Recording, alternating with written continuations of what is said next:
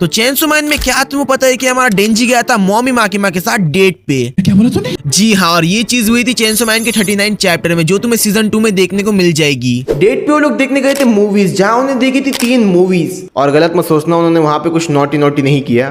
अब last movie को देखने के बाद हमारा डेंजी तो रो पड़ा था, लेकिन उसी के साथ साथ हमारी मॉमी भी रो पड़ी थी। और यहाँ हमें पता चल गया कि हमारे मम्मी माकिमा के पास भी इमोशंस है, उसके पास भी फीलिंग्स है, उसके पास भी भावनाएं हैं। अब जिसको ये चीज समझ नहीं आई, तुम लोग जाके यार ये वाली वीडियो चेकआउट जरूर करो।